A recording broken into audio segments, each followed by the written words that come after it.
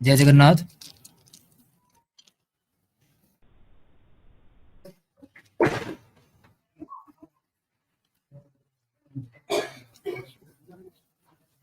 जय जगन्नाथ। कुलश्रेष्ठ जी, आप हमें सुन पा रहे हैं? पा रहा हूँ। जय जगन्नाथ।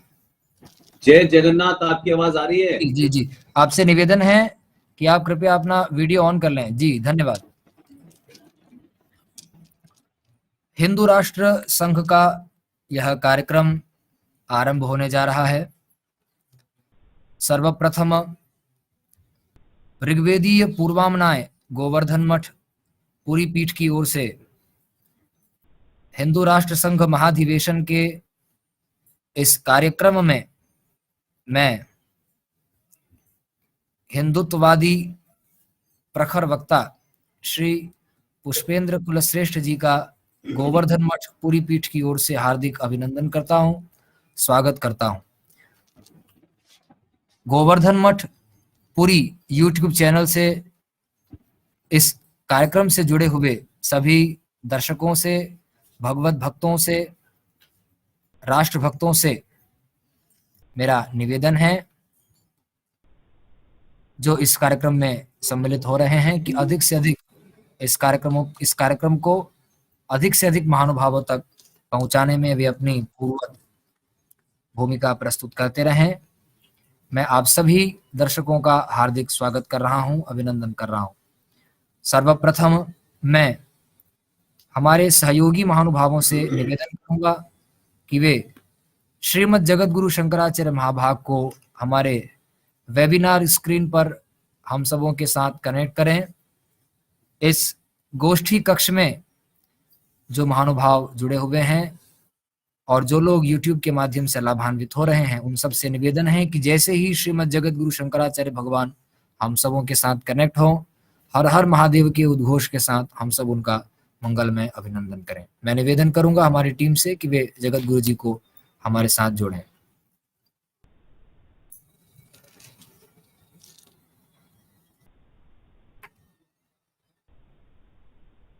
हर हर महादेव। श्रीमद् जगत गुरु शंकराचार्य भगवान की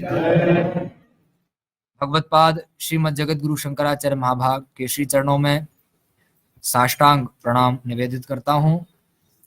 जो लोग इस कार्यक्रम से लाभान्वित हो रहे हैं विश्व स्तर पर, उन सबों की ओर से मैं जगत गुरु जी के चरणों में प्रणाम निवेदित करता हूं।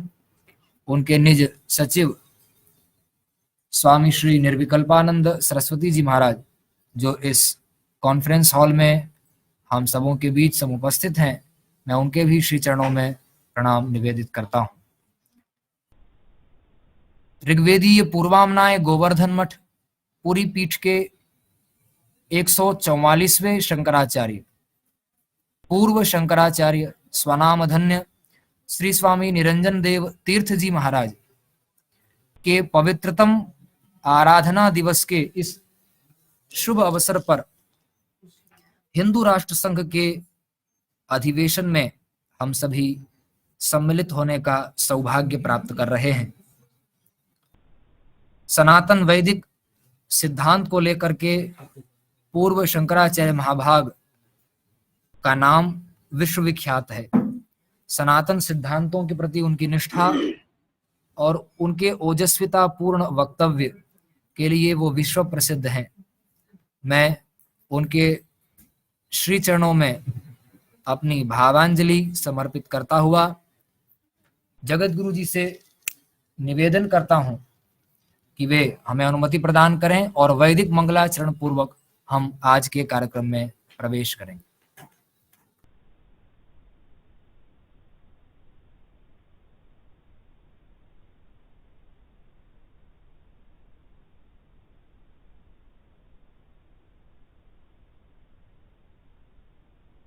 हरि ओम श्री गुरुभ्यो नमः, गुरुपादुकाभ्यां नमः।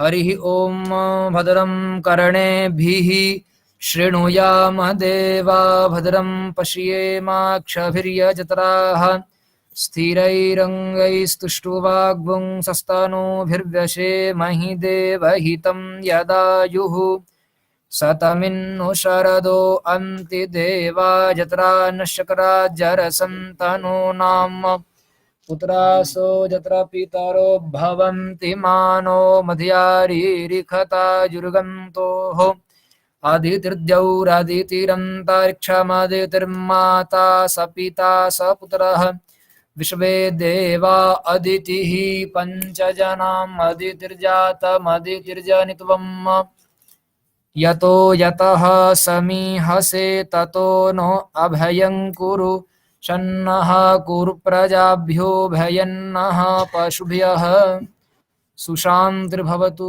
सुमुखश्चैकदन्तश्च कपिलो गजकर्णकः लम्बोदरश्च विकटो विघ्ननाशो विनायकः धूम्रकेतुर्गणाध्यक्षो भालचन्द्रो गजाननः द्वादशेतानि नामानि यः पठेत् शृणुयादपि विद्यारम्भे विवाहे च प्रवेशे निर्गमे तथा संग्रामे संकटे चैव विघ्नस्तस्य न जायते अनंत संसार समुद्रतार नौकायिताभ्यां स्थिरभक्तिदाभ्यां वैराग्य साम्राज्यद पूजनाभ्यां नमो नमः श्री गुरुपादुकाभ्यां श्री गुरुभ्यो नमः गुरुपादुकाभ्यां नमः हर हर महादेव।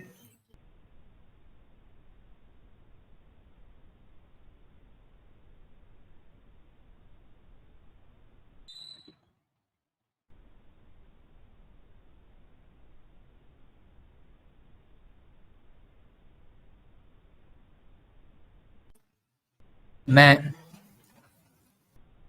आप सबों का पुनः अभिनंदन करते हुए आज के विषय का एक बार यहाँ से प्रतिपादन कर देता हूँ।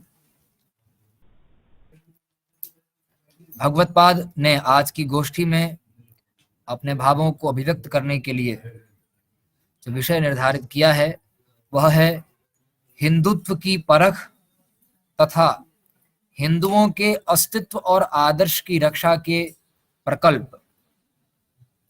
मैं एक बार पुनः विषय यहां से उद्घोषित कर रहा हूं, हिंदुत्व की परख तथा हिंदुओं के अस्तित्व और आदर्श की रक्षा के प्रकल्प। इस विषय पर आज महानुभाव अपने भावों को अभिव्यक्त करेंगे और उसके बाद इस गोष्ठी कक्ष में अभी बहुत से छात्र छात्री विराजमान हैं, छात्राएं विराजमान हैं, उनके पालक भी यहाँ पर उपस्थित हैं। आज जगत गुरु शंकराचार्य श्री स्वामी निरंजन देव तीर्थ जी महाराज के आराधना महोत्सव के अवसर पर यहाँ पर विविध प्रतियोगिताओं का आयोजन गोवर्धन मठ पूरी पीठ में हुआ। भगवान अर्धनारीश्वर का दिव्य भव्य अभिषेक का कार्यक्रम संपन्न हुआ। मुक्ति मंडप के पंडितों का कार्यक्रम भी यहाँ संपन्न होगा। भाषण इत्यादि विविध प्रतियोगिताओं का आयोजन भी आज मठ में हुआ है और सनातन वैदिक धर्म की रक्षा के लिए जिन आचार्य चरण ने अपना पूरा जीवन समर्पित किया, गो रक्षा के निमित्त इसी कक्ष में जहां वर्तमान समय में हम जगत गुरु जी के चरणों में उपस्थित हैं, गोवर्धन मठ के इसी कक्ष में 72 दिनों तक पूर्व शंकराचार्य जिनके आराधना महोत्सव को हम लोग यहाँ पर उत्सव के रूप में मना रहे हैं, उन पूर्वाचार्य ने 72 दिनों तक अनशन किया था गोरक्षा के निमित्त। उन आचार्य चरण को स्मरण करते हुए सनातन धर्म की रक्षा के लिए ही जो जगत गुरु जी प्रकल्प चला रहे हैं, हिंदू राष्ट्र संघ के रूप में इस कार्यक्रम का आयोजन करके सच्ची श्रद्धांजलि हम सब उनके चरणों में समर्पित करने जा रहे हैं। तो मैं निवेदन करूंगा, हमारे दर्शक सभी सुपरिचित हैं श्री पुष्पेंद्र कुलश्रेष्ठ जी से। वे मीडिया तंत्र में ही आरंभ से कार्यरत रहे और विगत कुछ वर्षों में सोशल मीडिया के माध्यम से उनके मस्तिष्क में, उनके अनुभव में जो भी सनातन वैदिक हिंदू धर्म को लेकर के आज संकट उपस्थित हैं और उसके लिए सनातन वैदिक हिंदू समाज के मानस में जिन विषयों को होना आवश्यक है, उन विषयों को जनता तक पहुंच करके और सोशल मीडिया के माध्यम से पहुंचाने का प्रयास आप लगातार कर रहे हैं। भगवान शंकराचार्य महाभाग के चरणों में उपस्थित होकर भी आपने 2 बार आशीर्वाद और मार्गदर्शन प्राप्त किया है। मैं निवेदन करूंगा श्री पुष्पेंद्र कुलश्रेष्ठ जी से कि वे हिंदुत्व की परख एवं हिंदुओं के अस्तित्व और आदर्श की रक्षा के प्रकल्प इस विषय पर अपने भावों को अभिव्यक्त करेंगे। श्री कुलश्रेष्ठ जी। प्रणाम। जय जगन्नाथ।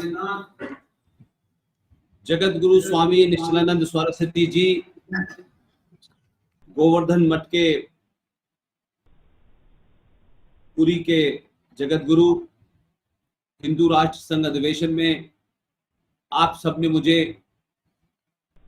दावत दी है और जो विषय रखा है हिंदुत्व की परख और हिंदुओं के अस्तित्व तथा आदर्श की रक्षा के प्रकल्प। यूं आप सब जानते हैं कि मेरी कोई इस विषय पे कोई महारत नहीं है, इसकी बारीकियों पे कोई मेरी महारत नहीं है, लेकिन फिर भी क्योंकि मैं इस युग में पैदा हुआ हूं, उस जगह पैदा हुआ हूं जहां से भारत विभाजन का विचार पैदा हुआ।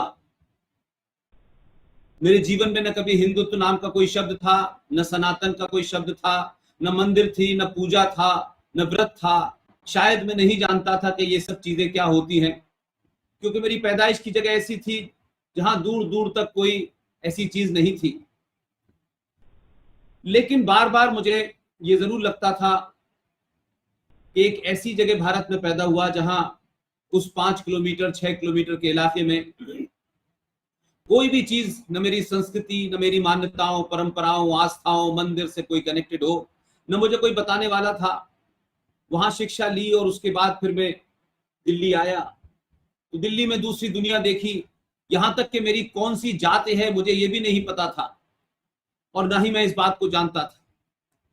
लेकिन मोटे तौर पर मैंने ये देखा पिछले 25 साल के अपने पत्रकारिता के जीवन में कि हमारे यहां जो नई पीढ़ी है उससे कम्युनिकेशन यानी उससे संवाद कैसे किया जाए, इसमें हमारे जो भी हिंदुत्व के बड़े प्रोधा हैं, चाहे वो साधु हैं, संत हैं, सन्यासी हैं, मंदिर के पुजारी हैं, उस 25 साल में मुझे एहसास हुआ कि हम शायद बहुत कॉम्प्लेक्स बातों को, बहुत गूढ़ बातों को, बहुत गहराई वाली बातों को जब आज की जनरेशन के साथ साझा करते हैं तो शायद हम ये भूल जाते हैं कि जिनसे हम बात कर रहे हैं ये उस दुनिया के बच्चे हैं। जब किसी जमाने मोहल्ले में एक टेलीफोन हुआ करता था और आज एक घर में जब बच्चा पैदा होता है तो 5-5 टेलीफोन होते हैं।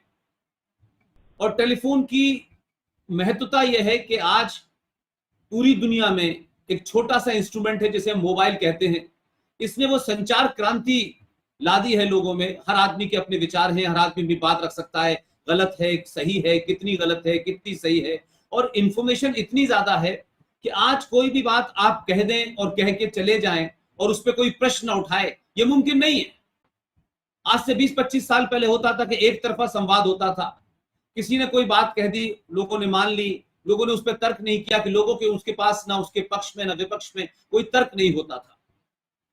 तो पत्रकारिता के जीवन में यह सीखा कि आप इतनी सरल भाषा में आसानी के साथ आज के चलन के जो शब्द हैं, पहली स्टेज ये होती है कि किसी तरीके से आप अपनी बात को कन्वे कर सकें उस भाषा में जिस भाषा में लोग आपसे सुनना चाहते हैं। तो मैं इस तरीके की मिसालें देकर के मुझे लगा कि आज की जो युवा पीढ़ी है, बहुत सारे लोग ये जब इस एक स्वीपिंग रिमार्क दे देते हैं कि आज की युवा पीढ़ी जो है साहब संस्कृति से विमुख है, हिंदुत्व की बात नहीं करती, हमारी परंपराओं को नहीं मानती। तो मैं उन लोगों से कहता हूं कि क्या आपने सही मायनों में ईमानदारी के साथ क्या उन बच्चों के साथ संवाद किया, क्या उनको समझाने की कोशिश की?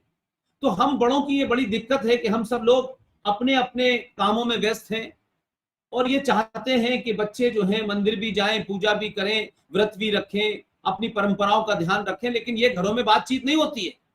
और इस संचार क्रांति का एक दूसरा रूप ये भी हुआ कि टेलीविजन इमर्ज किया, और टेलीविजन में जिस तरीके से हमारे आस्थाओं को, हमारी परंपराओं को, सरोकारों को, मान्यताओं को जिस तरीके से उनका उपहास किया गया, क्योंकि उस टेलीविजन के सामने पैसा कमाना, टीआरपी बढ़ाना एक महत्व था। तो जो काम उस वक्त के संत समाज का होना चाहिए था, बड़े बड़े आश्रमों और मठों के अंदर जो काम होना चाहिए था, वहां से कोई आवाज नहीं निकली। और हमने ये देखा कि हमारे जो सनातन समाज के जो हमारे तमाम बड़े पुरोधा हैं, ज्यादातर लोगों को मैंने देखा कि सब लोग राजनीतिक ड्रिवन हो गए हैं। वो ये समझते हैं कि राजनीति तक पहुंचना, राजनीतिज्ञों के पास पहुंचना, राजनीति के साथ मिलकर चलना ही सब कुछ है। जबकि मैं ये मानता हूं कि भारत में अभी तक ये नहीं हमारे आज के युवा पीढ़ी को बताया गया कि देश और राष्ट्र दो अलग अलग चीजें हैं। हम देश और राष्ट्र को मिक्स कर देते हैं, और जब देश और राष्ट्र को मिक्स कर देते हैं तो ये मानते हैं कि जो देश है, तो देश की सुप्रीम जो जो जो बॉडी होती है उसे सरकार कहते हैं, और सरकार के अंग होते हैं, उसमें न्यायपालिका है, उसमें पुलिस है, उसमें फौज है, उसमें तमाम सारी चीजें हैं। और सरकारें और देश संविधान से चलता है। वो संविधान में कमियां हैं, नई कमियां हैं, ये एक अलग विषय हो सकता है। कोई पढ़ाई का मामला है तो वो सरकार का कोई एक डिपार्टमेंट है, उसके माध्यम से चलता है, न्यायपालिका अपने माध्यम से चलती है, पुलिस में गलत है, सही है, अच्छे कानून है, बुरे कानून है, लेकिन वो उसी से चलेगा। लेकिन जो सबसे बड़ा सवाल है कि जब मैं इसकी बात करता हूं तो मैंने ये कहना शुरू किया कि अगर भारत के तमाम युवाओं को, देश के तमाम वासियों को ये बताया जाए कि राष्ट्र सबसे ऊपर होता है, देश उससे नीचे होता है, उसके बाद पार्टियां होती हैं, फिर संगठन होते हैं, फिर व्यक्ति होते हैं।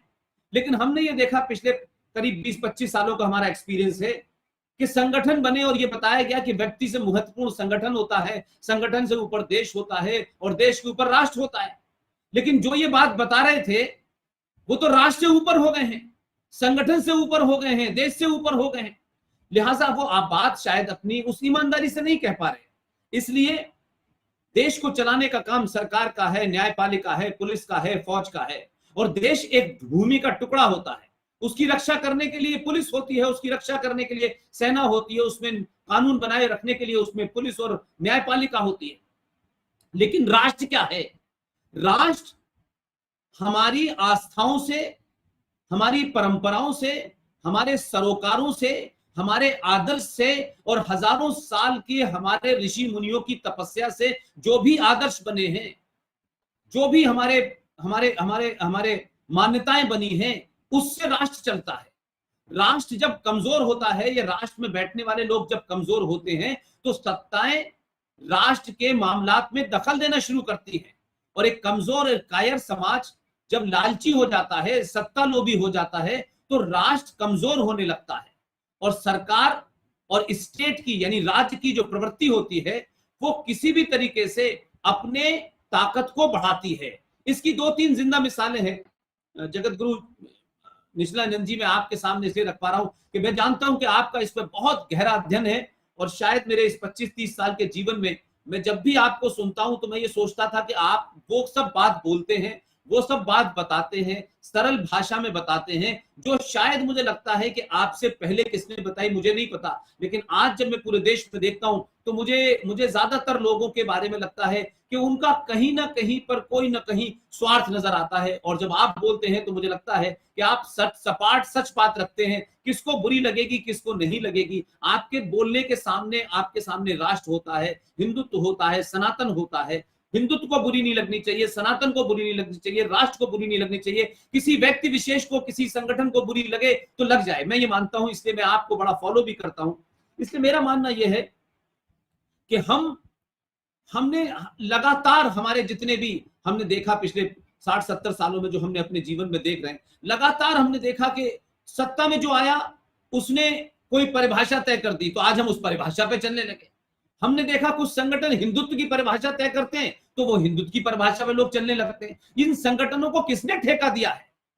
इन संगठनों में कौन शंकराचार्य मौजूद है? इन शंकरों में कौन वेदों का महारथी है? कौन इसमें पुराणों का महारथी है? कौन ये तय करेगा कि हिंदुत्व कैसा होगा, कैसा नहीं होगा? मेरा मानना यह है कि इस तरीके के लोगों ने सत्ता के लालच में या सत्ता के लोभियों को अपनी पहचान बनाने के लिए या सत्ता के स्वार्थ में जगह समय पे आपने अपनी परिभाषा उस स्वार्थ और उस लालच के कारण रखी, ताकि आज का युवा उससे भ्रमित हो गया है।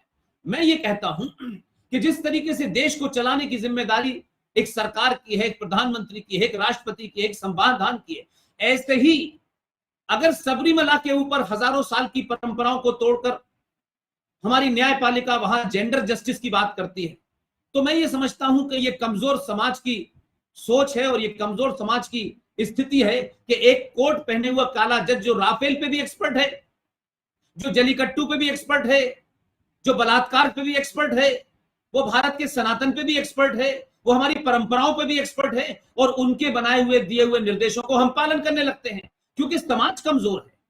इसलिए मेरा मानना यह है कि भारत देश को चलाने की जिम्मेदारी प्रधानमंत्री और राष्ट्रपति और उनकी कैबिनेट की है, लेकिन राष्ट्र को चलाने की जिम्मेदारी हमारे शंकराचार्यों की है।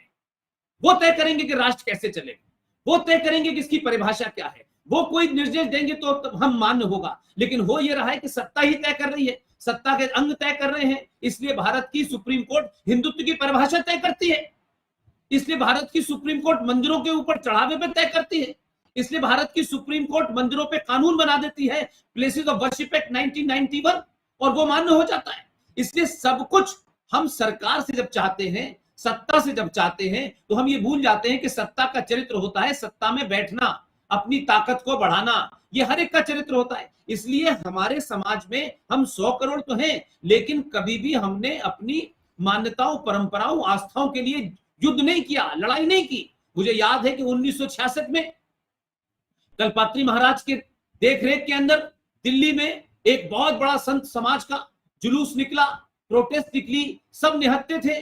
मैं इसलिए इस बात को जानता हूं कि जो शख्स जीवित हैं, उनकी 85 साल की उम्र है, वो उस वक्त पत्रकार हुआ करते थे। उन्होंने वो पूरा आंखों देखा दर्पण मुझे सुनाया और मेरे रूह कांप गई जिस वक्त उन्होंने मुझे समझाया। उस समय संसद भवन के गेट तक जो है आंदोलनकारी जाया करते थे। गुलजारी लाल नंदा होम मिनिस्टर थे, इंदिरा गांधी प्राइम मिनिस्टर थी। पूरी वो किस तरीके से ड्रामा रचा गया और उसके बाद डायरेक्ट गोली मारने के आदेश हुए।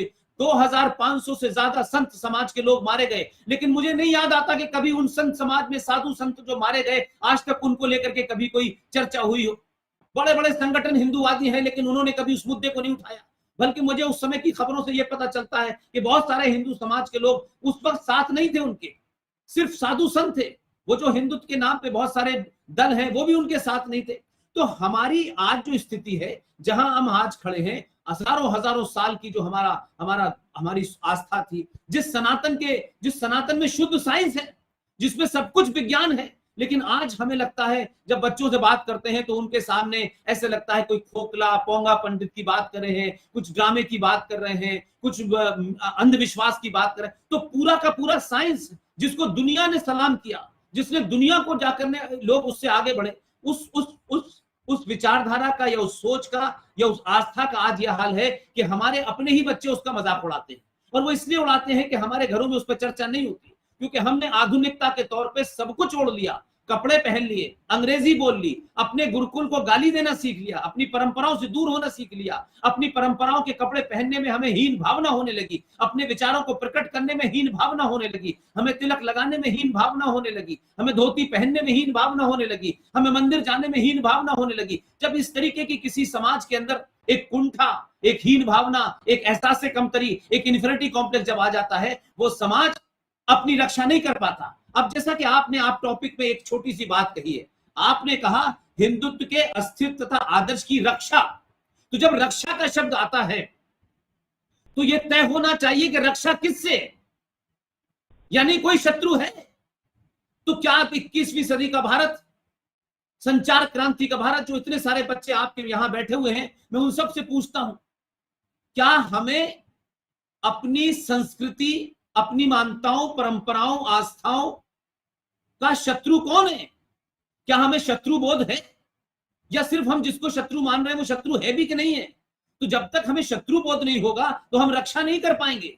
है कौन वो शत्रु? शत्रु हमारे अंदर भी है, हमारे बाहर भी है, सीमाओं के बाहर भी है, सीमाओं के अंदर भी है। तो हम इस बात को समझें कि हमें किस चीज की रक्षा करनी है। तो क्या रक्षा करने से पहले कोई ऐसी चीज है कि कोई छुपी हुई रखी हुई है उसे कोई उठा के ले जाएगा? मैं मानता हूं नहीं।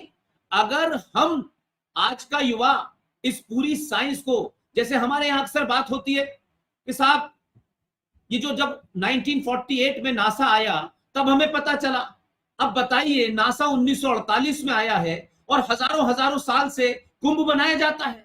तो कुंभ मनाने की वजह क्या है, क्यों मनाया जाता है? हमारे लोगों को चाहिए था कि आज की युवा पीढ़ी को उस भाषा में, उन तर्कों पे, उस साइंस के हिसाब से बताना चाहिए था कि जुपिटर का जो एक पूरा चक्र होता है वो 12 साल में घूमकर अपनी अपनी जगह पे आता है और उस वक्त आने के बाद से जो किरणें निकलती हैं उससे धरती पे जहां जहां पानी होता है वो एक तरीके से उस ट्रीटमेंट हो जाता है उसका। तो ये जो हमारा कुंभ है, ये कोई ऐसा नहीं है कि साधु संतों को नहाने के लिए एक मौका दिया जाता है और लोग वहां जाते हैं। इसकी क्या महत्वता है? सूरज की तरफ हाथ जोड़ने की क्या महत्वता है? पीपल के ऊपर पानी चढ़ाने की क्या महत्वता है? गंगा को गंगा माँ कहने की क्या महत्वता है? तो हमने इन चीजों को सही तरीके से, सही पर्सपेक्टिव में नहीं बताया, इसलिए शायद आज हम उस मोड़ पे खड़े हुए हैं कि दुनिया आज भी भारत की तरफ देखती है। सारे विदेशी अखबार लिखते हैं और वो बहुत डंके की चोट पे लिखते हैं, क्योंकि उनके यहाँ हमारी तरह पाखंड नहीं होता। हमारे यहाँ लोग पाखंड करते बहुत ज्यादा हैं। हर राजनीतिक लोग पाखंड करते हैं, सामाजिक लीडर पाखंड करते हैं, अध्यापक पाखंड करते हैं। तो हमारे यहाँ कोई जगह ऐसी नहीं छोड़ी जहां हम पाखंड ना करें। हमने कोई एक आध जगह ऐसी पवित्र नहीं छोड़ी कि भाई सब जगह हम कर लें, लेकिन एक आध जगह तो ऐसी छोड़े जहां से शुद्धता बनी रहे, जहां से पवित्रता बनी रहे, वो हमने नहीं छोड़ा। इसलिए हमने सारी चीजों को दांव पे लगा दिया।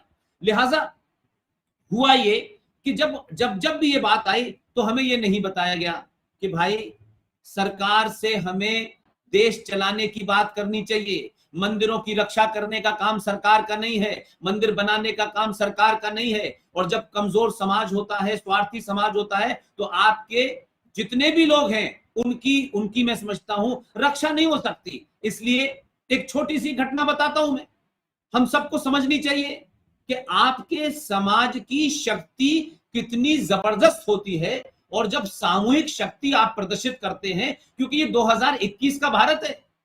आज पैंट शर्ट में भी साधु हैं। अच्छी बात कहने वालों का वस्त्र क्या पहने ये महत्व नहीं है। अगर वो काम की बात कह रहे हैं, अच्छी बात कह रहे हैं, तो हमें उसे ग्रहण करना चाहिए। मेरा सिर्फ इतना कहना है कि आज आप देखें कि हमारे देश के अंदर लगातार हमले हो रहे हैं और हमारे अपने ही लोग कर रहे हैं। इसलिए जब हमारे कान बंद रहेंगे और हम स्वार्थी हो जाएंगे और हम ये सोचेंगे ये काम कोई दूसरा करेगा, तो दूसरा कोई नहीं करेगा, ये काम आप ही को करना है। अगर आपको इस धरती से प्रेम है, इस सभ्यता से प्रेम है, इन मान्यताओं से प्रेम है, अपने शंकराचार्यों के प्रति आपकी एक आस्था है। अब शंकराचार्यों को लेकर के बहुत सारी डिबेटें होती रहती हैं। मैं फिर भी ये कहता हूं कि जितने भी शंकराचार्य हैं, मैं उनमें से किसी पे कोई टीका टिप्पणी इसलिए नहीं करता हूं कि मैं जानकार नहीं हूं, लेकिन जब अखबारों में उनके बारे में उल्टा सीधा छपता है तब मुझे तकलीफ होती है, तब मुझे पीड़ा होती है कि शंकराचार्यों की बातें अखबारों में नहीं आनी चाहिए, शंकराचार्यों को अखबारों में नहीं जाना चाहिए। शंकराचार्य किस पार्टी के साथ है, किस पार्टी के साथ नहीं है, ये भी मैं समझता हूं कि इस तरीके की चीजें नहीं आनी चाहिए। आपका सबको प्रति आशीर्वाद होना चाहिए, उनके प्रति ज्यादा आशीर्वाद होना चाहिए जो भारत राष्ट्र को बचाने के लिए सरकारों में बैठे हैं। जो सरकारों में जाते हैं वो बाकी काम तो करते हैं, लेकिन हमने बहुत कम देखा कि सरकार में जाकर के राष्ट्र को बचाने की कम लोग बात करते हैं। अगर वो थोड़ा सा भी कर रहे हैं तो इन हालातों में हमें उनको आशीर्वाद देना चाहिए। लिहाजा आज सबसे बड़ी चुनौती यह है कि अगर भारत का कोई एक शंकराचार्य, कोई एक राजनीतिक दल अपने स्वार्थों के लिए उसे रात के अंधेरे में गिरफ्तार करके जेल भेज दे तो हमारे देश में प्रतिक्रिया नहीं होती है। पाल घर में साधुओं की हत्या हो जाती है तो हम प्रतिक्रिया नहीं देखते हैं। टेलीविजन डिबेट में बहुत सारे साधु संत बैठते हैं, लेकिन उसकी परिणति क्या होती है, उसका अंत क्या होता है? उससे ये लगता है कि 80 करोड़ 100 करोड़ देश में इतने सारे साधु हैं, इतने सारे संत हैं, लेकिन अगर उनकी हत्या किसी मजहबी उन्माद में कर दी जाए, किसी एजेंडे के तहत कर दी जाए, तो जो 80 करोड़ 90 करोड़ समाज है उसके साधु संतों का, उसके शंकराचार्यों का वो प्रतिक्रिया क्यों नहीं आती कि जब लोग ये डरे कि अगर प्रतिक्रिया आ गई है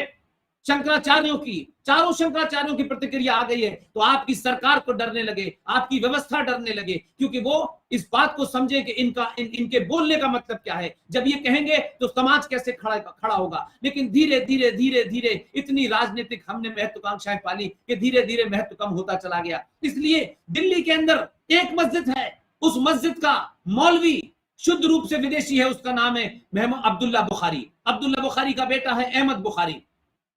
उस जामा मस्जिद में, ये मैं रेफरेंस के लिए कह रहा हूं शंकराचार्य जी, ये मैं इसलिए कह रहा हूं ताकि बच्चों को पता चले, उसके ऊपर 65 FIR है, बस 10 FIR में उसके ऊपर नॉन अवेलेबल वारंट है। जब शीला दीक्षित दिल्ली सरकार में थी, दिल्ली हाई कोर्ट ने आदेश दिया कि इस गुंडे को गिरफ्तार करिए।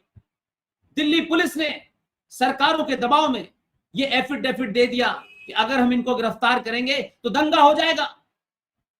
तो हाई कोर्ट उसके बाद बोले नहीं, लेकिन इससे एक मतलब मैं निकालता हूं, इससे एक कंक्लूजन निकलता है कि जब समाज 100 करोड़ की भीड़ में तब्दील हो जाए, जब 2 रुपए किलो फ्री चावल पे सरकार बदलने लगे, जब 1 महीने की बिजली फ्री करने पे सरकार में किसी को बिठा दे, जब लालच के रूप में जात पे, पात पे, मेरे पे, हंत पंथ पे, संत पे बिकने लगे, बटने लगे लोग, तो फिर आप 100 करोड़ होकर के भी आपसे देश की व्यवस्था नहीं डरती।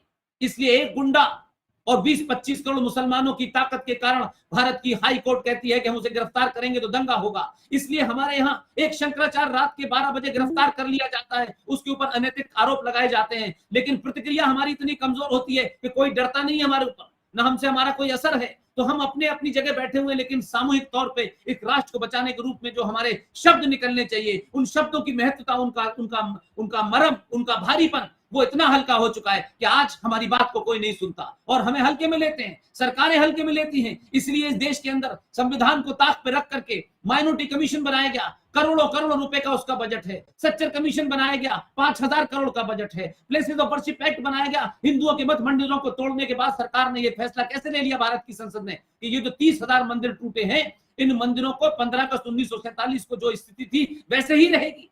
ये लेने की हिम्मत कैसे हो गई उनकी? वो कौन होते हैं ये लेंगे? इसलिए वक्फ प्रॉपर्टी एक्ट बोर्ड बन गया, देश चुप रहा। तो मेरा कहना यह है कि ये तमाम वो फैसले हुए जिन्होंने भारत राष्ट्र को खतरे में डाला, देश को खतरे में नहीं डाला, भारत राष्ट्र खतरे में डाला। लेकिन हम नहीं चले। हमारे साथ में कोई सपा है, कोई बसपा है, कोई यादव है, कोई दलित है, कोई ब्राह्मण है, कोई ठाकुर है, हमने तय ही नहीं किया। अरे भाई, ये सब एक सामाजिक व्यवस्था थी, ये धार्मिक व्यवस्था नहीं थी। किसी समाज को चलाने के लिए कोई डॉक्टर होगा, कोई इंजीनियर होगा, कोई आर्किटेक्ट होगा, कोई सीमेंट का काम करेगा, कोई बालू का काम करेगा। ये सामाजिक व्यवस्था थी, इसे हमने धार्मिक व्यवस्था बना दी और हमारे दुश्मनों ने बनाना शुरू कर दिया। और आज भी हजारों साल से जिन इस्लामिक आतंकवादियों से भारत ये ग्रस्त रहा, हजारों लाखों मंदिर तोड़े गए, हजारों लोगों का कत्ल हुआ, जनेऊओं को तराजू में तोल के यहाँ के मुगल बादशाहों ने, आज भी हम उसी की रट लगाए हुए हैं। आज भी हमारे दिमाग में ये गलतफहमी है, क्योंकि सत्ता में हम हैं, लिहाजा हमारी कोशिश है कि किसी तरीके से भाईचारा हो जाए। जब इस्लाम में प्रॉफिट मोहम्मद के दामाद और उनकी बेटी का कत्ल करने वाले लोगों के बीच में भाईचारा नहीं हुआ, जब अफगानिस्तान में 2 मुसलमानों के बीच में भाईचारा नहीं हुआ,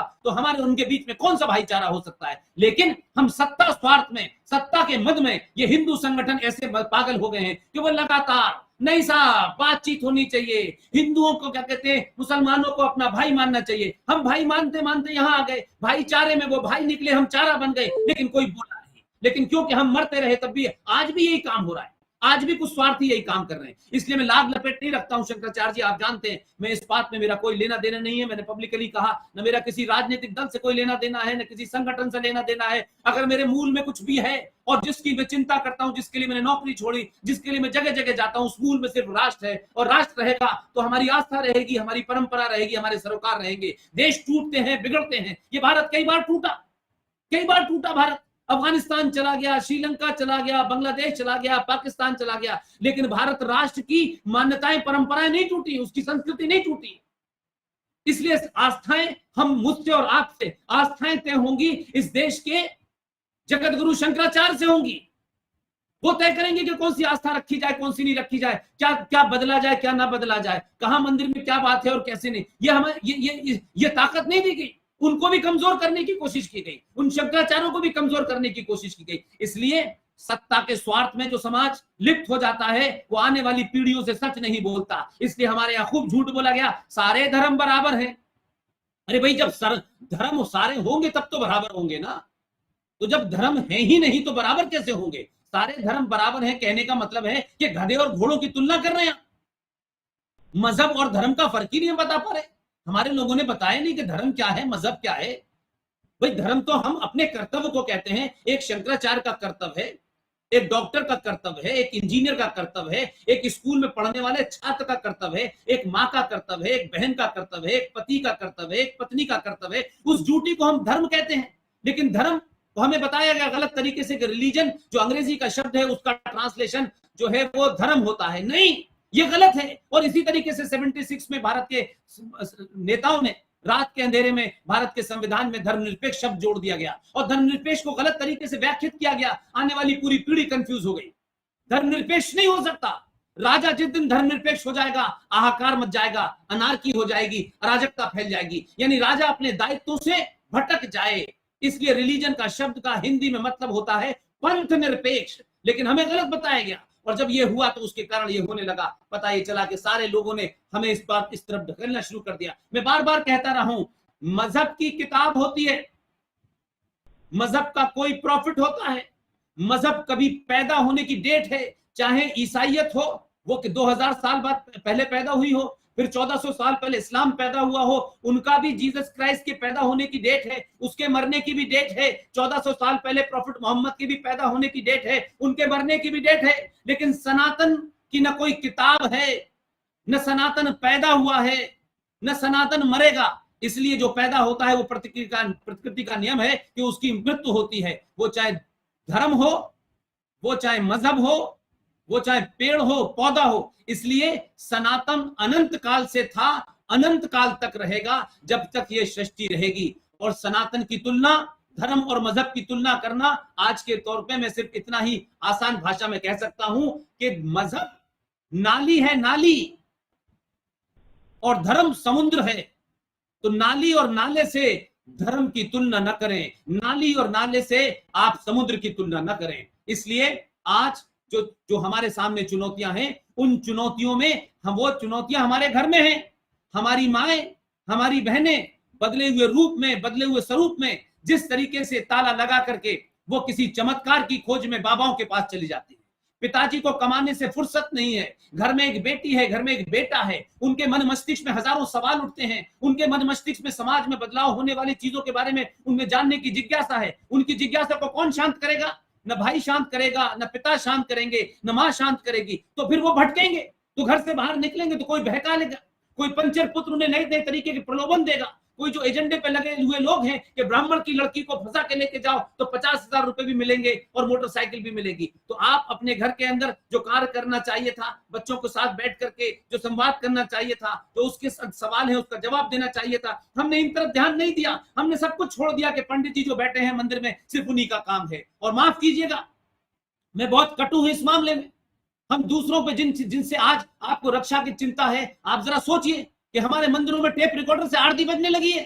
अब ये वक्त आ गया है कि हमने पंडित जी ने गए मंदिर में एक टेप रिकॉर्डर बजाया, आरती बजी, पंडित जी आए 2 घंटे बाद और 10-20 रुपए इकट्ठे करके ले गए। ये किस लिए हो रहा है? ये क्यों हो रहा है?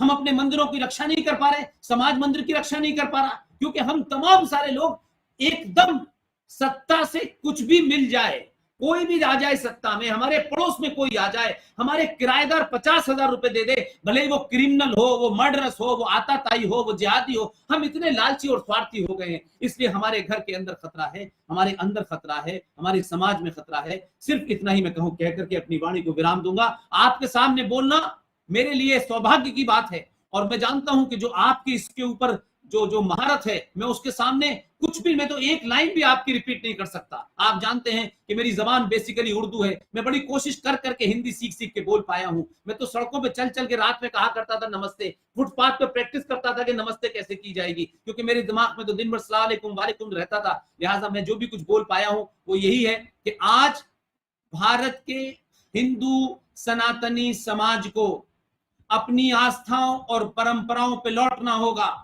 ये आधुनिकवाद, ये पैसे का रूप, ये बड़ी गाड़ियां और पैसा होते ही आपके अंदर जो आधुनिकता का बोध होने लगता है और अपनी परंपराओं से, अपनी वेशभूषा से आपको नफरत होने लगती है। जो सभ्यता दुनिया में कहीं थी नहीं, जो चोर लुटारे उठाई गिरे जो आपकी सभ्यता को यहां से ले गए, आज अब जब उसका अनुकरण करते हैं तो आपके यहां संकट ये होता है कि आपके बच्चों को स्टेट पढ़ाती है कि जेंटलमैन की परिभाषा क्या है।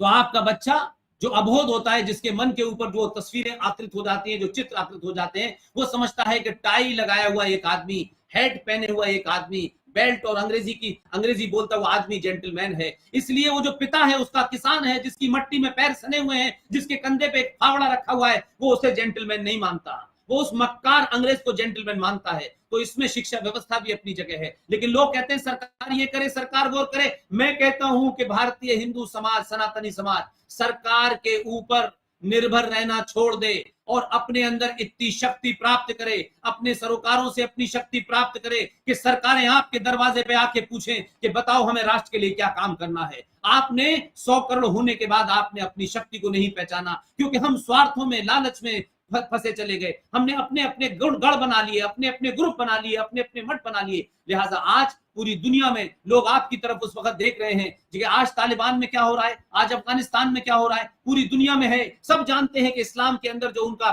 सूरा नंबर 9 आयत नंबर 5 लिखी हुई है, वो साफ साफ कहते हैं कि जो मुशरिक है, जो मूर्ति पूजक है, उसका कत्ल वाजिब है, उसकी हत्या वाजिब है। जब उनका कुरान ये कहता है तो हमारे उनके बीच में भाईचारे का क्या लेना देना है। ये भाईचारा राजनीतिक तो हो सकता है, थोड़ी देर के लिए किसी नफे नुकसान के लिए तो हो सकता है, लेकिन ये स्थायी नहीं हो सकता। अगर स्थायी होता तो हजारों साल से यहाँ जो लोग रह रहे थे वो कौन लोग थे जो बाहर से आए। आज बाबर से लेके अकबर और अकबर से लेके औरंगजेब की महिमा मंडित करने वाले लोग इस देश में मौजूद हैं। दिल्ली के अंदर 57 सड़कें उन आक्रांताओं की हैं जिन्होंने हिंदुओं को लूटा, जिन्होंने गुरु गोविंद सिंह के पुत्रों को दीवार में बस चिन्ह दिया। आज उनके नाम से दीवारें हैं, सड़कें हैं, लेकिन इस पर चर्चा नहीं होती। एक गुलाम देश, एक कमजोर देश हमेशा इसी तरह जीता है। इसलिए इतिहास में ध्यान रखिए, आप कितने आदर्शवादी हैं नहीं हैं ये इतिहास नहीं तय करता। इतिहास सिर्फ ये तय करता है कि जो जीता है उसी का इतिहास लिखा जाता है, चाहे वो बर्बर हो, चाहे वो गंदा हो, चाहे बुरा हो। और आप आदर्शवादी हैं तो आपके आदर्शों से आपका नाम नहीं लिखा जाएगा। इसलिए इस देश में 1947 में एक ही बात कह के अपनी बात समाप्त करता हूं। हमारे देश में, हमारी परंपराओं में जो सबसे बड़ा सच है, अगर कोई ये कहे कि सच नाम का कोई एक शब्द बताओ, एक शब्द में सच को स्थापित करो, परिभाषित करो, और एक शब्द में विश्वास को स्थापित करो, तो मैं समझता हूं कि हमारी परंपरा इसलिए है कि हमारे यहाँ इंस्टीट्यूशन ऑफ मैरिज है। बाहर यूरोप में इंस्टीट्यूशन ऑफ मैरिज नहीं था, इसलिए वहां पे शादी का कंसेप्ट ही नहीं था। हमारे यहाँ की शादी के कंसेप्ट में माँ होती है।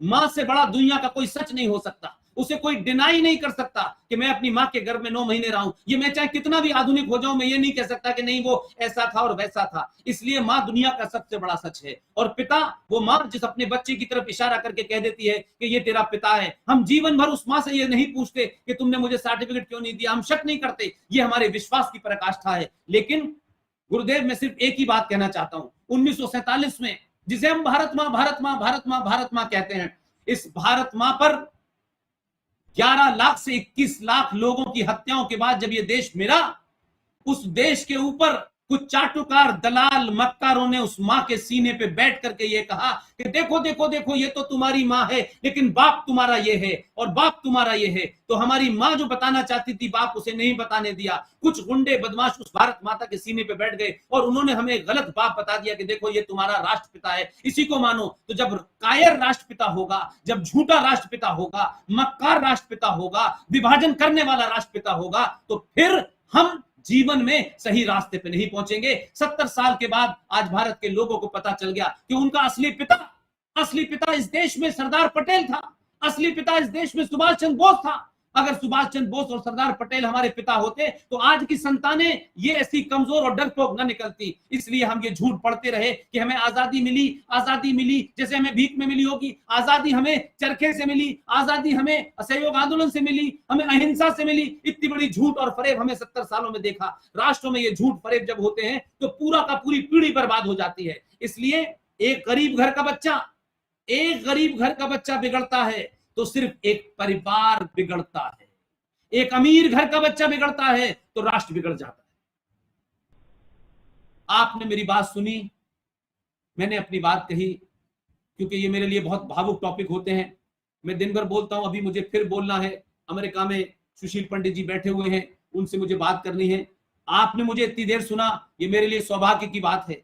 और आपके आश्रम में इतने सारे युवा बच्चे आए हैं, मैं समझता हूं कि मेरी बात को अलग अलग तर्कों से, अलग अलग लॉजिक के साथ मैं कहता रहता हूं। जितनी बातें मैंने कही हैं, सिवाय इस सनातन के अलावा जितनी बात मेरे पास है, सबकी वो किताबें हैं जो उन्होंने लिखी हैं।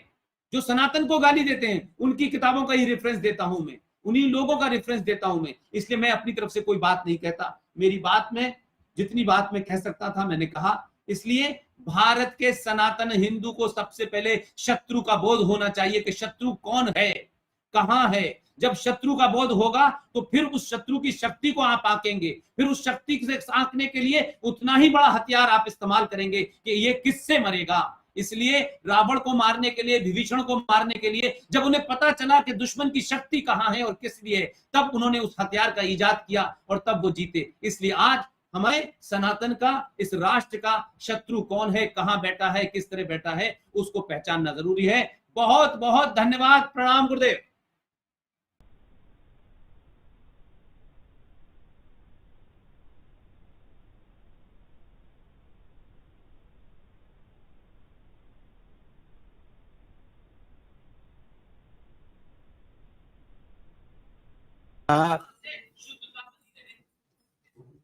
जी जी। आपने अपने भावों को व्यक्त कर मुझे बहुत प्रभावित किया है। इस प्रकार के भाव आप समय समय पर गोष्ठी में और व्यक्त करें। आप भाव व्यक्त करते ही रहते हैं, मैं बहुत प्रभावित हूँ। आप जैसे वक्ता बुलंद बने रहें, स्वस्थ बने रहें, दीर्घ समय तक भारत और विश्व को इस प्रकार का संदेश देते रहें। नारायण नारायण।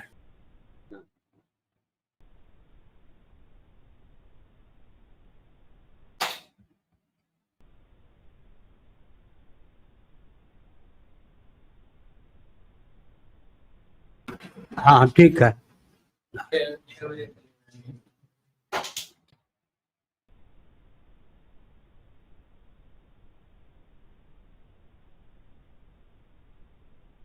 बहुत बहुत धन्यवाद।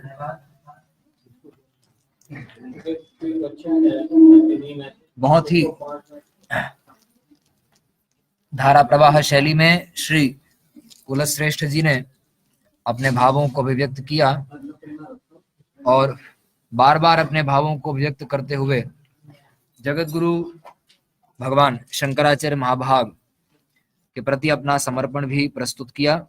2-3 बिंदुओं को मैं सार में आपके पूरे वक्तव्य का यहाँ प्रस्तुत कर रहा हूँ। उसके बाद भाषण प्रतियोगिता जो आज यहाँ पर हुई है, उसमें जिन बच्चों ने प्रथम, द्वितीय, तृतीय स्थान प्राप्त किया है वे भी अपने भावों को व्यक्त करेंगे। पर जगत गुरु जी का मार्गदर्शन भी हम लोगों को सुलभ होगा। कुलश्रेष्ठ जी ने जो पूरा भाव रखा उसमें केंद्रीय भाव यह रहा कि हिंदुओं को संगठित होने की आवश्यकता है और हमारी जो वाहिनी है सनातन की, जो धराधाम में उपस्थिति है, उस संख्या में भगवान शंकराचार्य महाभाग के नायकत्व में हम लोगों को संगठित होने की आवश्यकता है। आपने इस भाव को केंद्र में रखते हुए, और जो सुप्त प्राय हमारा सनातन समाज हो गया है, न सनातन धर्म की समस्या से परिचित है और कुछ अंश में परिचित है, तो उसे स्वीकार करने के लिए, उसके लिए कुछ कार्य करने के लिए वह कटिबद्ध नहीं है। तो अपनी समस्या को पहचानते हुए उसके निवारण में अपनी भूमिका प्रस्तुत करने के लिए संगठित होने की आवश्यकता है। सार्वभौम धर्म गुरु भगवान शंकराचार्य के मार्गदर्शन में, उनके श्री चरणों में संगठित और संगठित होने की आवश्यकता है। यह आपके पूरे वक्तव्य का केंद्रीय भाव रहा। अब भाषण प्रतियोगिता में जिन बच्चों ने स्थान प्राप्त किया है वे स्वनामधन्य स्वामी निरंजन देव तीर्थ महाभाग के इस पवित्रतम आराधना महोत्सव, मैं बार बार उसका स्मरण कर रहा हूं क्योंकि ये सभी दिव्य महापुरुष सनातन संस्कृति की रक्षा के लिए ही भगवत प्रेरणा से धराधाम पर विराजमान होते हैं, उपस्थित होते हैं। तो इस सनातन धर्म की रक्षा के निमित्त ही कार्यक्रमों को आयोजित करना, बार बार जगत गुरु जी हमसे कहते हैं कि महापुरुषों के प्राकट्य उत्सव को, उनके आराधना दिवस को, उनके चित्रपट में पुष्प चढ़ाकर, दीप जलाकर केवल मना लेना इतना ही पर्याप्त नहीं है, अपितु उन महापुरुष की भावना के अनुरूप मस्तिष्क का, व्यक्तियों का निर्माण हो और उन्होंने जिस हेतु से अपने जीवन को समर्पित किया, धर्म, ब्रह्म और राष्ट्र के प्रति अपने दायित्व को समझते हुए उस प्रकार हम निर्मित हों, तदर्थ कार्यक्रमों का समायोजन होना चाहिए। यही महापुरुषों के चरणों में सच्ची श्रद्धांजलि होती है और इसी भगवत पाद के मार्गदर्शन को सिरोधार्य करते हुए हम सभी इस कार्यक्रम में आज सम्मिलित हैं। तो मैं निवेदन करूंगा, यहाँ से मैं निवेदन करूंगा हमारे श्री आदित्य वाहिनी के उड़ीसा प्रांत के प्रांतीय अध्यक्ष श्री पूर्णचंद्र खुंटिया जी से कि वे भाषण प्रतियोगिता में जिस छात्र ने प्रथम स्थान प्राप्त किया है उसके नाम की उद्घोषणा करेंगे और उन्होंने जो अपना भाषण प्रस्तुत किया था वो भाषण भी यहाँ पर दक्षता पूर्वक वो छात्र प्रस्तुत करेंगे।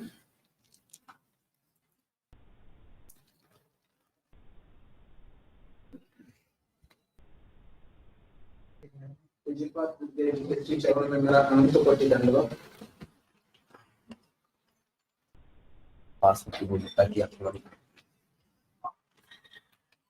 पूज्यपाद गुरुदेव जी के श्री चरणों में मेरा अनंत कोटि दंडवत। पूज्य स्वामी जी महाराज, उपस्थित संत महात्मा जिनके चरणों में मेरा प्रणाम। और आज ये पूज्यपाद स्वामी निरंजन देवतीर्थ जी के जो आराधना दिवस पर उपस्थित छोटे छोटे बच्चे आज भाग लिए हैं, तो उन्होंने आज इस जो अवसर पर उन्होंने भाग लिए हैं, हमारे मठ के जो अभियान चलते हैं उसमें यही होता है कि बच्चों को कैसे राष्ट्र के प्रति उनका समर्पित भाव हो, राष्ट्र के प्रति आगे कैसे उनकी कर्तव्य हो।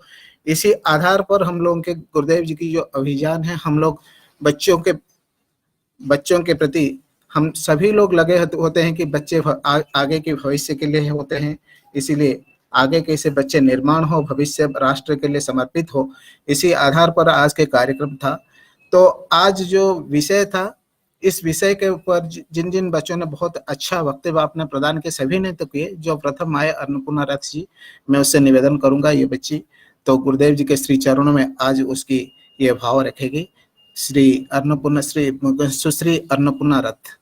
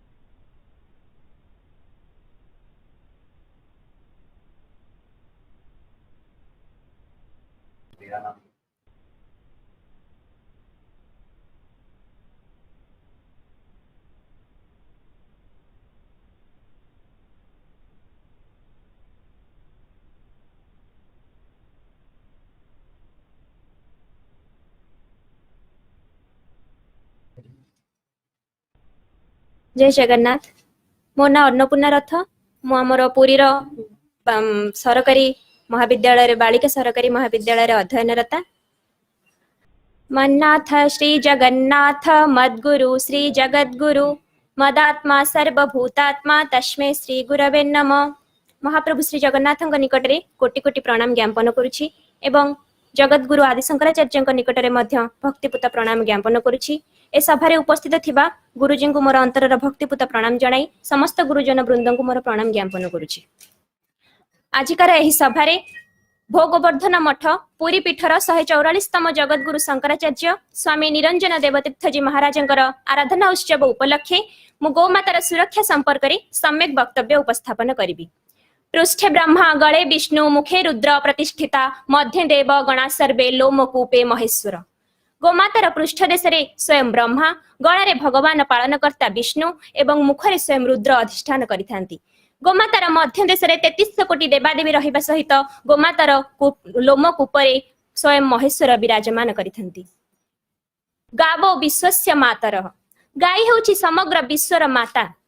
श्रीमद् भगवद गीतार वर्णना अनुଯାୟୀ स्वयं भगवान कहिसेंती मया अध्यक्षणात् प्रकृति प्रकृति मो अधीन रे थिले मध्य प्रकृति को आश्रय करी मु धरा पृष्ठ रे अवतरण ग्रहण करि थाई। वास्तविक मार स्थान हेउची सर्वाग्रे।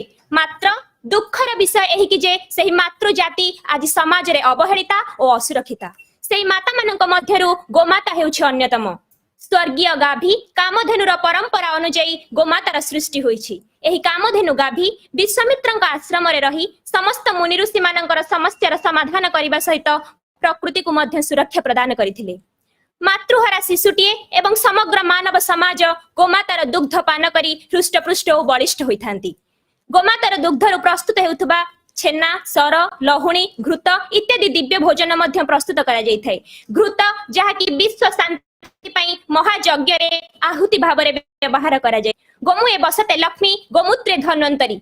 धन्वंतरींकर आयुर्वेद शास्त्रर वर्णना अनुଯାୟୀ गोमातार मूत्ररु आज्मा भली दुरारोग्यर औषध मध्य प्रस्तुत करा जाइथाय। गोमातार मूत्ररु 10 रु 15 टपा प्रतिदिन सेवन करिबा द्वारा 90 दिन मध्यरे किडनी रोग उपशम मिलिथाय एवं गोमातार गोबर को चिपुड़ी तार रसपान करिबा द्वारा सहज प्रसव मध्य होइथाय। जदि जने व्यक्ति प्रतिदिन 10 रु 15 मिनिट पर्यंत गोमातांकर ग्रीवा ठारू लांज पर्यंत निजर हस्तचालन करंती तेबे से उच्च रक्तचाप रु मध्य मुक्ति पाई परिबे।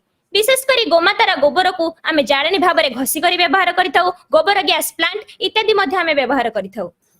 विशेष बड़ कथा हेउची वर्तमान बाजार रे बिक्री करा जाउथबा केमिकल रंग मानक अपेक्षा गोमातार गोबर रे प्रस्तुत करा जाउथबा रंग अधिक सुलभ अटे एवं उन्नत मानर मध्य उपलब्धि होइथाय जेउथरे बैक्टीरिया एवं फंगस मध्य सृष्टि होई नथाय। सबुठारु विशेष बात हेउची भारतर बेकार युवक युवती माने एही कार्य रे निजको नियोजित करि पारिले बेकार समस्या दूरीकरण हेबा सह दारिद्र्य दूरीकरण मध्य होई परिबो। समस्त प्रकार उपकार पाइबा सत्ते आज गोमाता मानव समाज रे अवहेलिता और असुरक्षित होउछि। गोमातार सुरक्षा निमते गोचालन व्यवस्था को यथाशीघ्र बंद करबा उचित जहा कि दैनंदिन खबर कागजर पृष्ठा मुंडन करुछि। गोमातार सुरक्षा निमित्त स्वेच्छासेवी अनुष्ठान माने स्वतःप्रत भाबरे आसी गोमातार सेवा करबा उचित। गोमातार सुरक्षा निमित्त डाक्तरखाना मान पशु डाक्तरखाना मान प्रतिष्ठा करा जिबा उचित एवं सेथिरे योग्य पशु डाक्तर माननकु नियुक्ति दिया जिबा उचित। गोमातार सुरक्षा निमित्त सरकारी स्तर रे कांजिया हुदा मान प्रतिष्ठा करा जाई सेठारे विशेष परिमाण रे प्रदर्शन करा जिबा उचित एवं विशेष करी गोमातार सुरक्षा निमित्त पंचवार्षिक योजना अनुଯାୟୀ गो कल्याण योजना पांठी प्रस्तुत करा जाई गोमातार सुरक्षा करा जिबा उचित। गोमातार सुरक्षा निमित्त गो चारण व्यवस्था मान मध्य करा जिबा उचित। मानव आज अज्ञतार वशवर्ती होई गोमाता को अवहेला करि चलिछि। सेदिन महाबल बाघ एते हिंस्र होइथिले मध्य बौला गाईर सचोटता देखि से बौला गाई को छाड़ी देइथिला। मात्र मनिष आज बाघटारु आहुरी हिंस्र पालटि जाइछि। तेणु मनिषर एई अज्ञान रूपक अंधकार को केवल सद्गुरु ही दूरीभूत करि परिबे। तेणु गोमातार सुरक्षा निमित्त प्रथमे 1964 मसिया रे करपत्र जी महाराज गोमातार सुरक्षा निमित्त आंदोलन आरंभ करथिले। एहा परवर्ती समय रे 1967 मसिया रे स्वामी निरंजन देवतीर्थ जी महाराज गोमातार सुरक्षा निमित्त हिंदू मानन को उद्बोधन देई कहिथिले, हिंदुओं अपनी कायरता का परित्याग करके हिंदू धर्म, हिंदू सभ्यता, हिंदू संस्कृति एवं गौ माता के रक्षा के लिए मैदान में आओ। गो हत्या का पाप को सहन करने वाला ना राम का भक्त है और ना ही कृष्ण का। यदि वास्तव में हम राम और कृष्ण के सच्चे भक्त हैं तो अपना बड़ी बलिदान देकर हिंदू धर्म, हिंदू सभ्यता, हिंदू संस्कृति एवं गौ माता के रक्षा करने चाहिए। मैं अपने प्राण उत्सर्ग करके गौ हत्या का कलंक हमेशा के लिए मिटा ही दूंगा। यदि मेरे साथ एक या दो अन्य महापुरुषों ने भी अपने आत्म बलिदान दे दिया तो गो हत्या का कलंक हमेशा के लिए मिटकर ही रहेगा। यदि हमारे मरने के बाद भी सरकार के कानों पर जूं नहीं रहेंगी और गो हत्या बंद नहीं की गई तो शासकों का नाम इतिहास में हमेशा के लिए कलंकित हो जाएगा। ଏହା ପରେ ଅଦ୍ୟାବଧି ଆମର ପୁରୀ ଗୋବର୍ଦ୍ଧନ ମଠର ଜଗତଗୁରୁ ଶଙ୍କରାଚାର୍ଯ୍ୟ ସ୍ୱାମୀ ନିଶ୍ଚଳାନନ୍ଦ ସରସ୍ୱତୀ जी महाराज ମଧ୍ୟ ଗୋମାତାର ସୁରକ୍ଷା ନିମନ୍ତେ ନାରା ଦେଇ କହିଥିଲେ, धर्म की जय हो, अधर्म का नाश हो, प्राणियों में सद्भावना हो, विश्व की कल्याण हो, गो हत्या बंद हो, गोमाता की जय हो, भारत अखंड रहो, भारत अखंड हो, हर हिंदू सेना हो, हर हिंदू सनातनी हो, हर हर महादेव। वास्तविक अर्थରେ କହିବାକୁ ଗଲେ ଗୋମାତାର ସୁରକ୍ଷା ନିମିତ୍ତ ବିଶ୍ୱ ସ୍ତରରେ ଜନସଚେତନତା ସୃଷ୍ଟି କରାଯାଇ ସଦ୍ଗୁରୁ ସତ୍ଶିକ୍ଷା ସତ୍ସଙ୍ଗ ମାଧ୍ୟମରେ ଜନସାଧାରଣଙ୍କର ମାନସିକତାକୁ ପରିବର୍ତ୍ତନ କରିପାରିଲେ ଗୋମାତାର ସୁରକ୍ଷା ଅବଶ୍ୟମ୍ଭାବୀ ହୋଇପାରିବ। ମୁଁ ଏତିକି କହି ମୋର ବକ୍ତବ୍ୟଟିକୁ ଶେଷ କରୁଛି।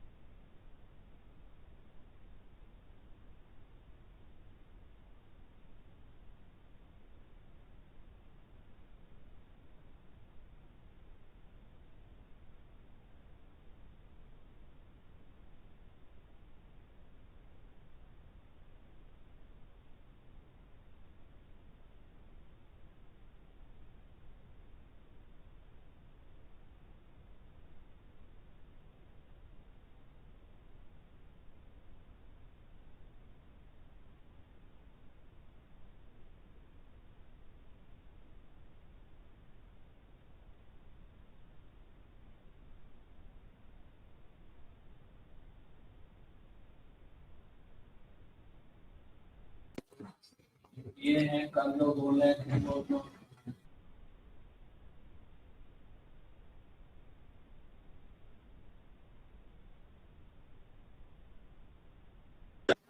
अब मैं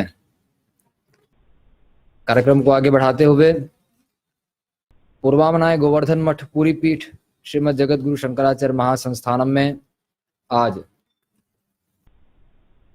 पूर्वाचार्य स्वनामधन्य स्वामी श्री निरंजन देव तीर्थ महाभाग के आराधना महोत्सव के इस उत्सव में विविध कार्यक्रम जो पूरे दिन भर यहाँ पर समायोजित हुए, जिसमें कि भाषण प्रतियोगिता, चित्रकला प्रतियोगिता और सामान्य ज्ञान प्रतियोगिता, जो कि 2 वर्गों में छात्र छात्राओं को विभाजित करके 2 वर्गों में यह तीनों प्रतियोगिताएं संपन्न हुई हैं। इस प्रतियोगिता में जिन छात्र छात्राओं ने प्रथम, द्वितीय और तृतीय स्थान प्राप्त किया है, उन विजेताओं को श्रीमद जगत गुरु शंकराचार्य महाभाग के कर कमलों से पुरस्कार एवं प्रमाण पत्र यहाँ से प्राप्त होगा। जितने भी इसमें प्रतियोगी भाग लिए थे उन सबों को भी यहाँ से पुरस्कार प्रदान किया जाएगा, ताकि आप सबों का उत्साहवर्धन हो। ऐसी प्रतियोगिताएं और भी भविष्य में समायोजित होंगी। मैं निवेदन करूंगा आदित्य वाहिनी उड़ीसा प्रांत के प्रांतीय अध्यक्ष श्री पूर्णचंद्र खुंटिया जी से कि वे क्रमशः विजेताओं का नाम यहाँ से उद्घोषित करें और वे सभी विजेता क्रमशः अपने नाम के साथ यहाँ उपस्थित होकर श्रीमद जगत गुरु भगवान शंकराचार्य महाभाग के कर कमलों से प्रसाद स्वरूप अपना पुरस्कार प्राप्त करेंगे। धन्यवाद।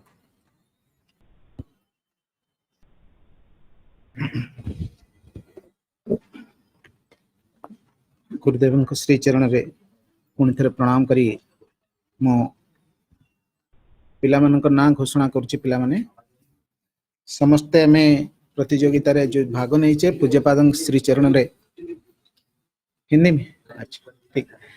तो आज जो हम लोग के अपार सौभाग्य है, ये प्रतियोगिता तो हम लोगों के लिए एक माध्यम है, लेकिन पूज्यपाद गुरुदेव जी के श्री चरण में हम आशीर्वाद हमको प्राप्त हुआ, यही हमारे लिए जीवन के लिए सबसे बड़ी सौभाग्य है। आज जो कनिष्ठ वर्ग में हम लोग वक्तृता जिसको कहते हैं कि स्पीच, डिबेट कंपटीशन हुआ था हम लोगों का।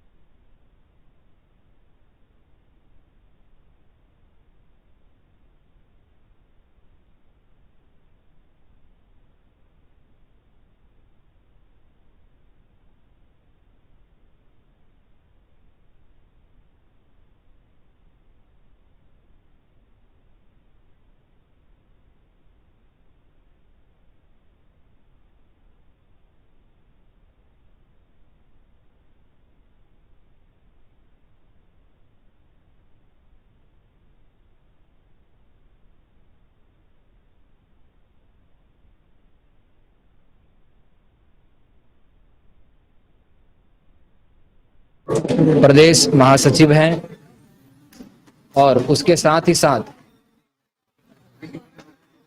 मैं धन्यवाद ज्ञापित करता हूं आदित्य वाहिनी के सभी सदस्यों का, जिन्होंने श्री जगदीश जी, पीठ परिषद के अध्यक्ष श्री गोविंद जी, पीठ परिषद के सचिव उड़ीसा जिला, सचिव श्री विचित्रानंद जी सहित सभी महानुभावों का मैं बहुत बहुत अभिनंदन करता हूं। अब हम सबों को भगवत पाद भगवान शंकराचार्य महाभाग का मंगलमय आशीर्वचन प्राप्त होगा, हम सभी उससे लाभान्वित होंगे। श्रीमद् जगत गुरु शंकराचार्य भगवान की, धर्म की, अधर्म का, प्राणियों में विश्व का, गौ माता की, गोहत्या, भारत भारत, श्रीमद् जगत गुरु शंकराचार्य भगवान की, धर्म सम्राट स्वामी श्री करपात्री जी महाराज की, गोवर्धन मठपुरी पीठाधीश्वर जगत गुरु शंकराचार्य श्री स्वामी निरंजन देव तीर्थ जी महाराज की, गोवर्धन मठपुरी पीठाधीश्वर भगवान की, नमः पार्वती पते हर हर महादेव।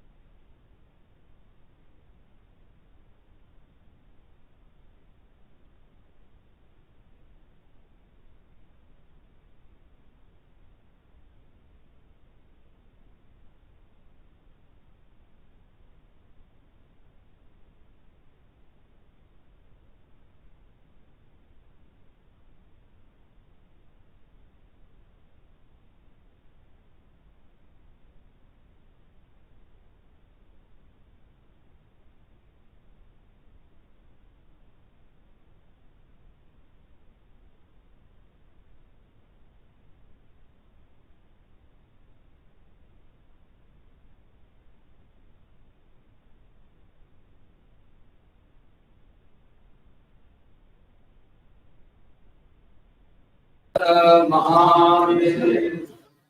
श्रीमद् जगत गुरु शंकराचार्य भगवान की जय।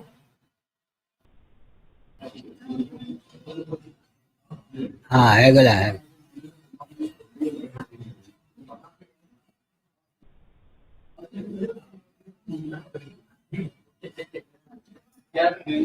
क्या नाम है? दिनेश त्रिपाठी नाम। गुरो भगवन् नमस्ते शिवाय नमः शिवलिंगाय नमः तन्मे मनः शिव संकल्पमस्तु सर्वे भवन्तु सुखिनः। थक जाओगे। नारायण नारायण नारायण सुनाई पड़ता है? सुनाई पड़ता है?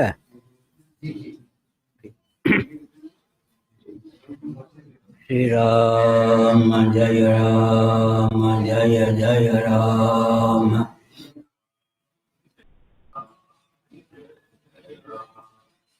धर्म की अधर्म का प्राणियों में विश्व का गौ माता की गोहत्या भारत सर्वभूत हृदय धर्म सम्राट श्री स्वामी गणपति जी महाराज की, श्री जगन्नाथ महाप्रभु की, श्री बलभद्र महाप्रभु की, भगवती सुभद्रा देवी की हर हर।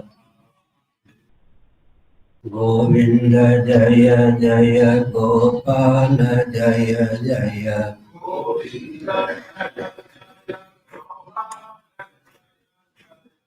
राधा रमण हरि गोविंद जय जय।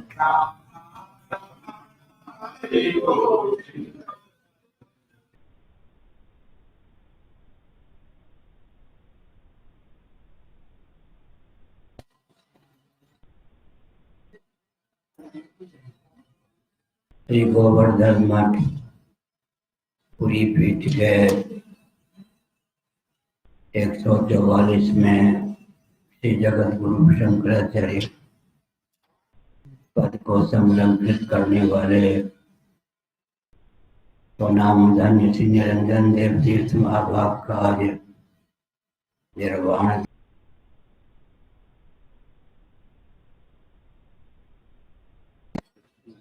मनाते हैं। औदिच्य ब्राह्मण कुल में महाराजा श्री का प्रादुर्भाव हुआ था। गुजराती में द्विवेदी को दवे कहते हैं। चंद्रशेखर दवे घर का नाम था।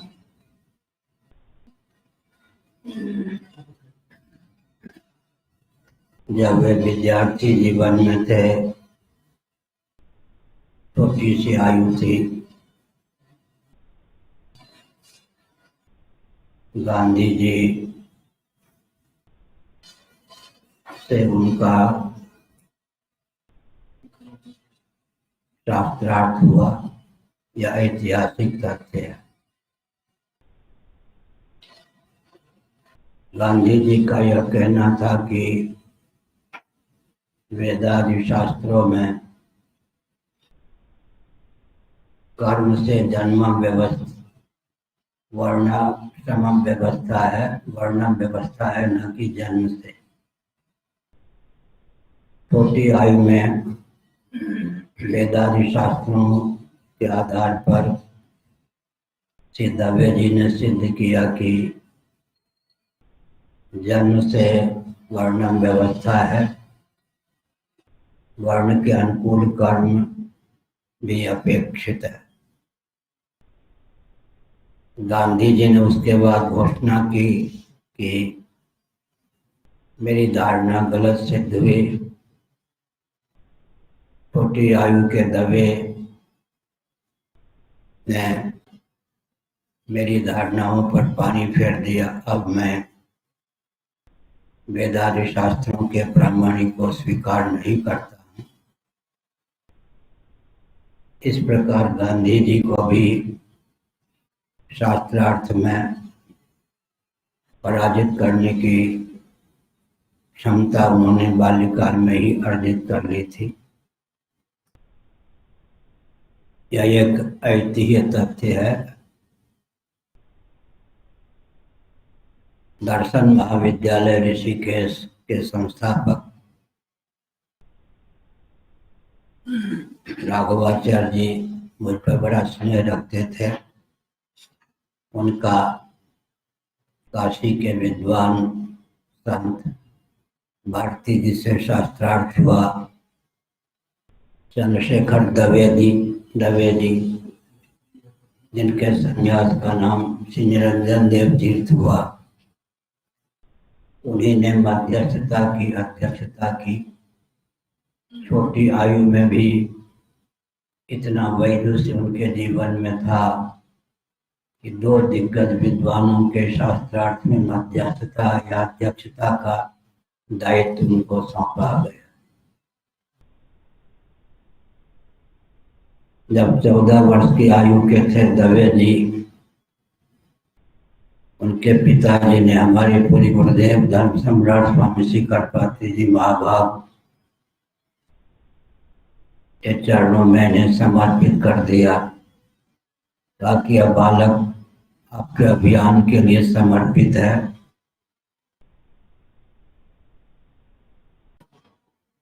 पूज्य गुरुदेव धर्म सम्राट स्वामी श्री करपात्री जी महाभाग ने कहा, हृदय से मैं इस बालक को स्वीकार करता हूँ, लेकिन इसे आप योग्य बनाइए या गृहस्थ बने।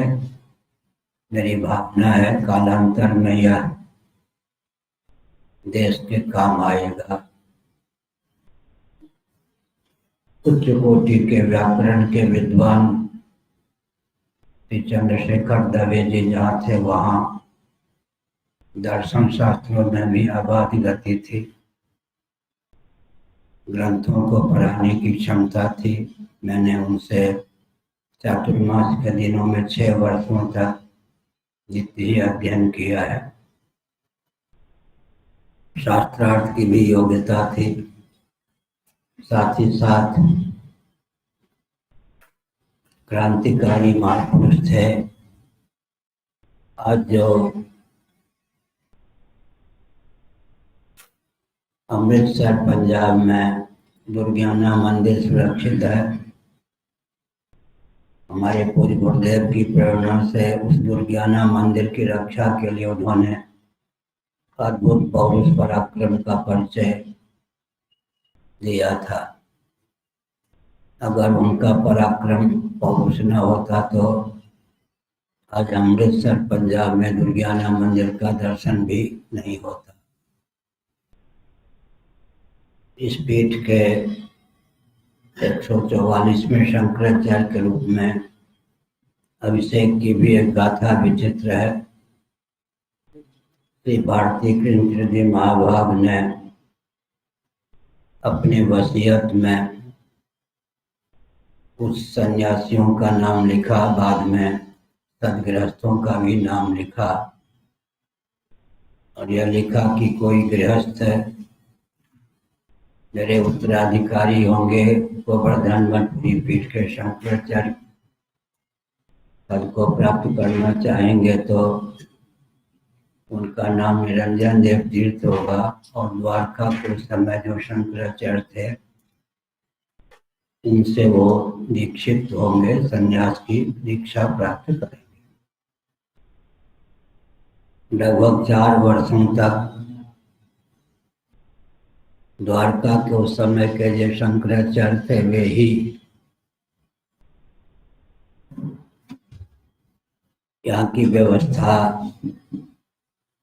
को देखते थे, लेकिन उन्होंने स्वयं को 2 पीठों के आचार्य के रूप में उद्भाषित नहीं किया। द्वारका के शंकराचार्य होते हुए भी पूरी पीठ का प्रबंधन का दायित्व संभाला। हमारे पूज्य गुरुदेव धर्म सम्राट स्वामी करपात्री जी महाभाग ने ही प्रेरणा दी पूरी पीठ विलुप्त न हो। मेरी आज्ञा है और भावना है कि आप संन्यास ग्रहण करो और शंकराचार्य के पद को सुशोभित करो। पूज्य गुरुदेव धर्म सम्राट स्वामी करपात्री जी महाभाग की आज्ञा को स्वीकार करके ही उन्होंने उस समय के द्वारका के शंकराचार्य महाभाग से संन्यास की दीक्षा ली और इस पीठ के आचार्य पद को संलग्नित किया लगभग 35 वर्षों तक। वे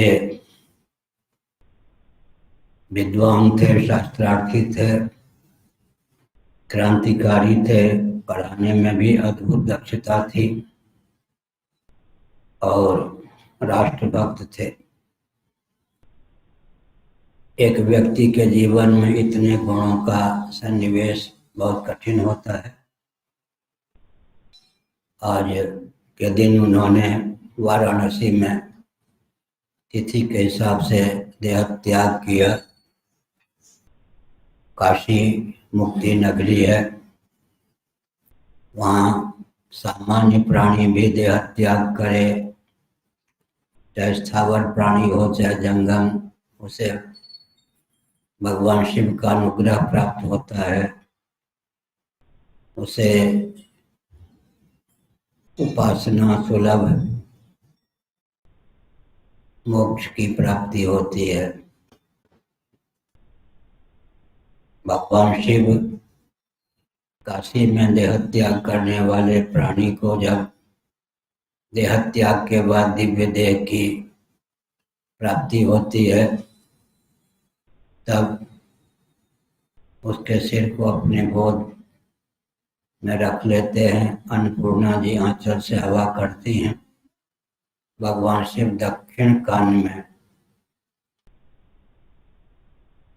महावाक्य का उपदेश करते हैं, तारक ब्रह्म का उपदेश करते हैं, जिसके प्रभाव से प्रणव का जो अंतर्निहित विज्ञान है, महावाक्यों का जो अंतर्निहित विज्ञान है, उस जीव को सुलभ हो जाता है और वह मुक्त होता है।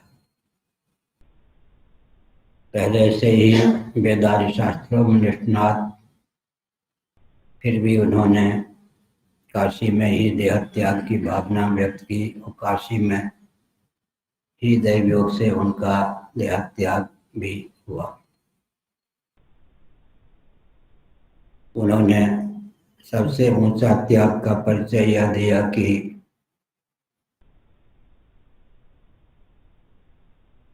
मैंने उनसे 6 वर्षों तक चातुर्मास के दिनों में पढ़ा था। पूज्य गुरुदेव ने ही मुझे उनसे जोड़ा था।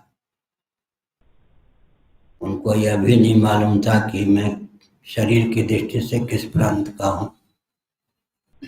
छोटा सा पद भी व्यक्ति देखता है कि मेरा कोई रिश्तेदार नातेदार है या नहीं, लेकिन शंकराचार्य का पद, शंकराचार्य जीवन में कभी अवकाश प्राप्त नहीं करते। अंतिम सांस तक वो चाहें तो पदासीन रह सकते हैं, लेकिन अपने जीवन काल में उन्होंने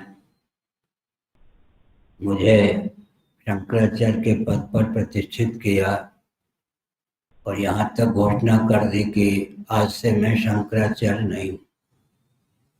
इससे बढ़कर त्याग मैं समझता हूँ कठिन है। इसके समान भी त्याग कठिन है। सामान्य पद का भी व्यक्ति त्याग नहीं करना चाहता, लेकिन उन्होंने अपने जीवन काल में मुझे बुलाकर शंकराचार्य का पद प्रदान किया, स्वयं चिन्मय कर कमलों से अभिषिक्त किया और अपनी भावना के अनुरूप देह त्याग पर्यंत मोक्ष नगरी काशी में निवास किया। ऐसे स्वनाम धन्य महानुभाव आस्था के केंद्र हैं। त्याग का बल, तप का बल, सबसे ऊंची बात यह है कि पूज्य धर्म सम्राट स्वामी करपात्री जी महाभाग का अनुगमन शंकराचार्य होने के बाद भी उनके प्रति पूर्ण आस्था समर्पण अद्भुत चीज है। तो वैदुष्य की दृष्टि से भी, क्रांति की दृष्टि से भी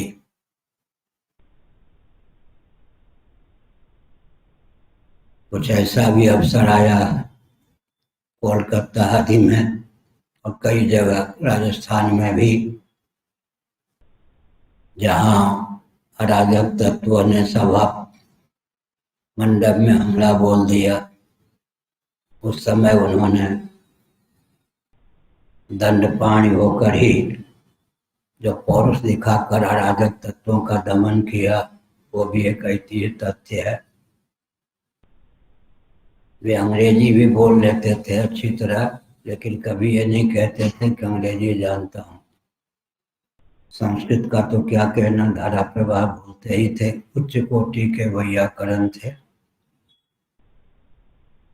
काशी के महाशय जी जो सर्वोच्च वैयाकरण माने जाते थे, उनसे अब उन जैसे विद्वानों से उन्होंने विद्या अध्ययन किया था। औधिच्य कुल में जन्म होने के कारण गुजराती भी बोलते थे। राजस्थान में शिक्षा दीक्षा होने के कारण राजस्थानी भी बोलते थे। संस्कृत तो बोलते ही थे, हिंदी भी बोलते थे और भोजपुरी आदि भाषा भी बोल लेते थे। विद्या की दृष्टि से भी अद्भुत। सोने चांदी के आसन पर वो शंकराचार्य होते हुए भी नहीं विराजमान हुए। उन्हीं का वाक्य, मैं तो मजदूरों का शंकराचार्य हूँ। इसका अर्थ चाहते तो सोने चांदी की गद्दी पर बैठते, सिंहासन पर बैठते सोने चांदी के, लेकिन उन्होंने सामान्य सन्यासी के रूप में अपने आप को उद्भाषित किया। संत समिति की स्थापना में उनकी अद्भुत भूमिका मानी जाती है। तो मैंने संकेत किया कि आज जो शंकराचार्य की छवि है, क्रांतिकारी के रूप में, विद्वान के रूप में, सन्यासी के रूप में, त्यागी के रूप में, सनातन जगत के मार्गदर्शक के रूप में, इन सब दृष्टियों से उनका स्मरण आवश्यक है। और वे एक बार उनको पता चला कि दक्षिण में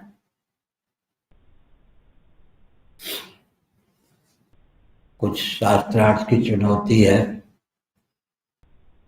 वे यहाँ से चले और बहुत कष्ट से करके वहाँ पहुँच गए और एकाएक मंच पर कहा जाकर के मैं पूरी का शंकराचार्य हूँ, जो शास्त्रार्थ करना चाहे आ जाए। इतना ऊंचा त्याग भी था, वैदुष्य भी था। शास्त्रार्थ के मंच पर वो होते तो लगता था कि एक 16 वर्ष के मानो ओजस्वी युवक पराक्रम शास्त्रार्थ के माध्यम से दिखा रहे हैं। दिल्ली में भी उन्होंने बहुत ऊंचे विद्वान, ख्याति प्राप्त विश्व स्तर के, उनको शास्त्रार्थ में पराजित किया था। ऐसे महानुभाव स्वनाम धन्य, जिनके पूर्वाश्रम का नाम चंद्रशेखर दवे था, संन्यास का नाम श्री निरंजन देव तीर्थ था, उनका मैं स्मरण करता हूँ। और उनका सबसे ऊंचा त्याग यह कि उत्तराधिकारी के चयन में उन्होंने कोई प्रांत का ध्यान नहीं रखा। मेरे द्वारा दीक्षित सन्यासी शिष्य ही कोई शंकराचार्य हो, ऐसा भी ध्यान नहीं रखा। पूज्य गुरुदेव के शिष्य, धर्म सम्राट गणपति जी महाराज के शिष्य को अर्थात मुझको उन्होंने यह पद प्रदान किया। जीवन काल में ही उन्होंने कहा आज मैं पद छोड़ चुका हूँ, इसके बाद मेरे नाम के पूर्व शंकराचार्य भी न कोई लगावे। मैं एक केवल धरनी स्वामी निरंजन देव तीर्थ के रूप में स्वयं को ख्यापित करता हूँ। हमने उनको जब तक अंतिम सांस की स्थिति उनकी थी तब तक शंकराचार्य के रूप में ही देखा, माना। यह बात दूसरी है ऐसे विद्वान, तपस्वी, त्यागी, ओजस्वी, क्रांतिकारी, ब्रह्मलीन, ब्रह्मस्वरूप शंकराचार्य महाभाग पूर्वाचार्य के चरण कमलों में प्रणाम। फिर सुनिए, आज जो दुर्गियाना मंदिर पंजाब अमृतसर में सुरक्षित है, उनके पौरुष के कारण ही हमारे गुरुदेव उन दिनों 7 दिनों तक अन्न जल छोड़कर 8वें दिन केवल गंगा जल लेते थे, कुछ फलाहार करते थे। फिर यही क्रम चलता था, लगभग 2 वर्षों तक चला। उन दिनों दुर्गियाना मंदिर में थे। अराजक तत्वों ने दुर्गियाना मंदिर को विभाजन के समय की बात है, तोड़ने का प्रकल्प चलाया। कुछ गुरुदेव ने कहा कि हमारे आपके जीवित रहते हुए मंदिर टूट जाए, उचित नहीं। उस समय चंद्रशेखर दवे के रूप में ये थे, पूज्य गुरुदेव धर्म सम्राट करपाती जी महाराज की सेवा में। ये नीचे उतरे, एक कच्ची ईंट की दीवार को तोड़कर ढेला पत्थर के टुकड़े ये सब इकट्ठा किया और अराजक तत्वों से जूझते रहे, युद्ध करते रहे। दैवयोग से पुलिस आ गई तो दुर्गियाना मंदिर की रक्षा हुई। अमृतसर में स्वर्ण मंदिर की शैली में दुर्गियाना मंदिर की प्रतिष्ठा हिंदुओं ने की थी। पंजाब के व्यक्तियों को भी नहीं मालूम होगा कि आज जो दुर्गियाना मंदिर सुरक्षित है, दृष्टिगोचर है, हमारे पूज्य गुरुदेव की प्रेरणा और पूरी पीठ के श्री निरंजन देव कृष्ण जी महाभाग जो उन दिनों चंद्रशेखर दवे थे, उनके पौरुष के कारण ही इतना मैंने संकेत किया। महापुरुष तो महापुरुष ही होते हैं। यह मठ उनके संकल्प से यथावत कलयुग के अंतिम चरण तक अपने अस्तित्व आदर्श की रक्षा करे, इस भावना के साथ मैं वाणी को विराम देता हूँ। उनके चरणों में नतमस्तक होकर उनका हृदय से स्मरण कर ऐसे सत्पुरुष आचार्य भारत में समय समय पर अवतार लेते रहे, सनातन सिद्धांत की रक्षा में कटिबद्धता का परिचय दें। उनका चित्र अभी दिखाया गया था, दिखा दो एक बार फिर।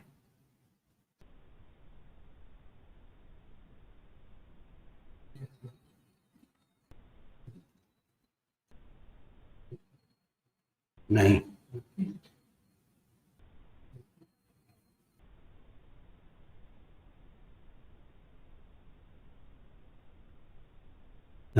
नारायण श्री राम जय राम जय जय राम।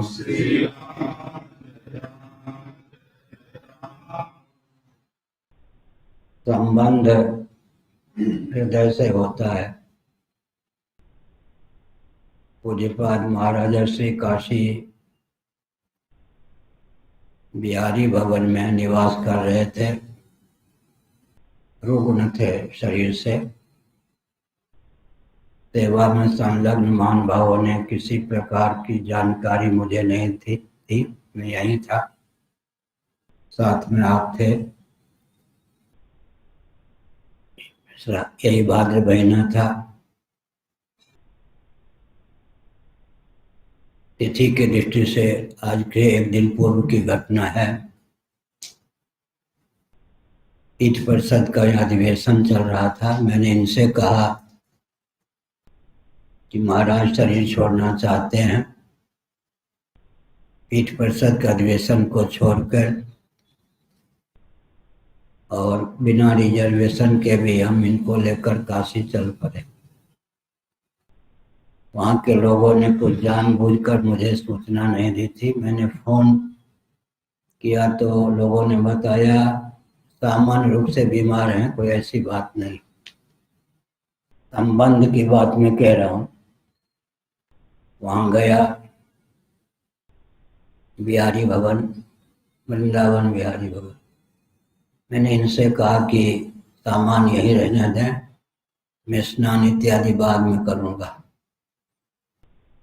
एकाएक ऊपर पहुंचा, सर्वेश्वर ब्रह्मचारी जी चंद्रमौलीश्वर भगवान का अभिषेक कर रहे थे। जो चिकित्सक महाराज की चिकित्सा महाराज को देखकर मैंने समझा ये उनका चित्रपट है। देखिए पीछे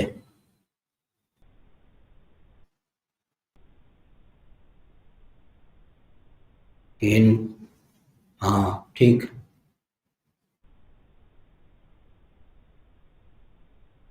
मैंने इनसे कहा कि स्नान आदि मैं बाद में करूँगा। वैद्य भी समझ नहीं पाए कि महाराज शरीर छोड़ने के सन्निकट हैं। मैंने एकाएक कहा कि छाती पर उष्ण घृत में नमक बारीक डाल दें, थोड़ा गुनगुना घी छाती पर मलें, सांस में कठिनाई है। महाराज बेसुध शरीर के थे। उसके बाद मुझे लगा कि महाराज शरीर छोड़ने वाले हैं। मैंने जोर से कहा सर्वेश्वर ब्रह्मचारी जी, आजकल वो दंडी स्वामी हैं, पूजन छोड़ के दौड़े। मैंने कहा कि महाराज को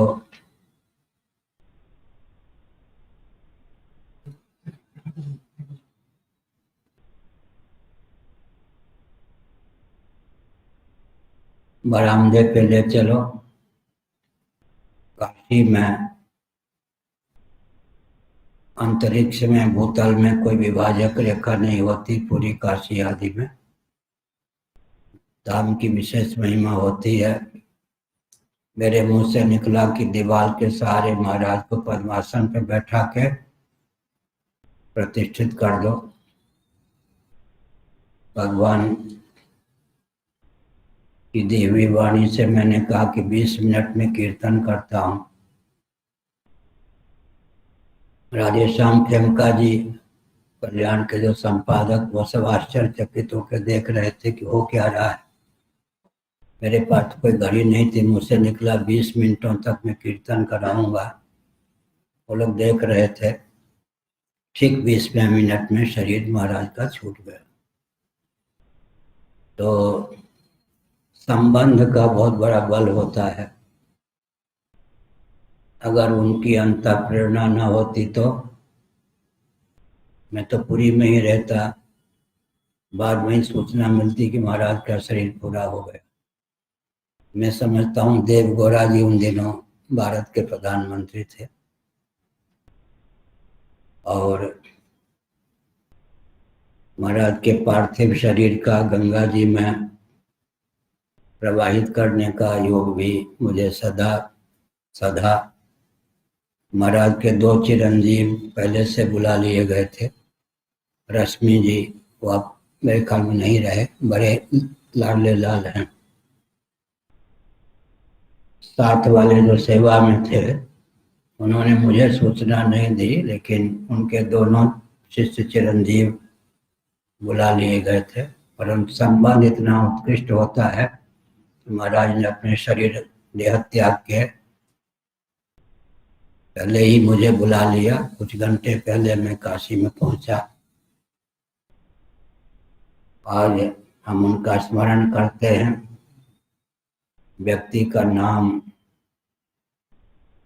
अमर होता है। उन्होंने जो कृत्य किया अमर है।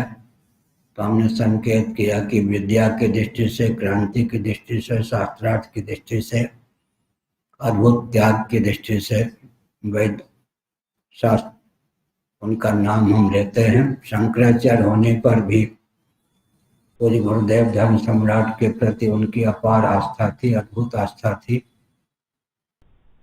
और वे अपने जीवन में जो भी उत्कर्ष था हमारे पूज्य गुरुदेव धर्म सम्राट गणपति जी महाराज के देन ही। देखिए अभी मंत्रणा करते हुए बहुत अच्छी छवि है।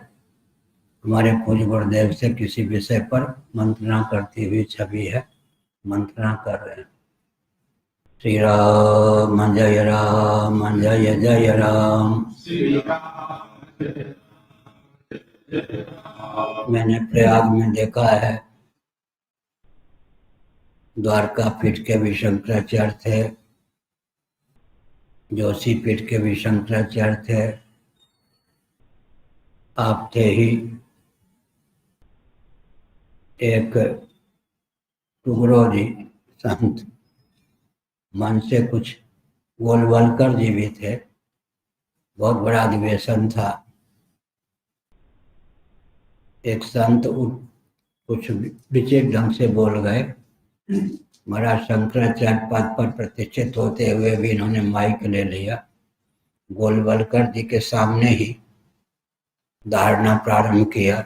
लगभग 1 लाख श्रोता थे उस समय। वो जो दृश्य था, मैं उन दिनों ब्रह्मचारी था, नैमिषारण्य के शिविर में था, शास्त्रार्थ में आ गया था सुनने। उस समय गोलवलकर जी भी चौंक गए थे।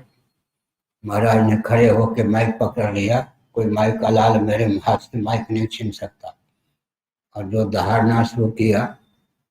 गोलवलकर जी शंकराचार्य को दंडवत करते थे, बहुत विनम्र थे, लेकिन उनको भी संभावना नहीं थी कि अभी हो सकता।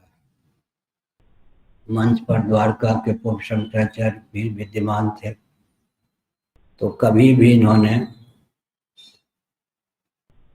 सनातन सिद्धांत पे कटाक्ष करने वालों से समझौता नहीं किया। श्री राम जय जय राम। धर्म की अधर्म का प्राणियों में विश्व का, गौ माता की गोहत्या, भारत सर्वभूत हृदय धर्म सम्राट श्री स्वामी करपात्रे जी महाराज की हर हर नारायण।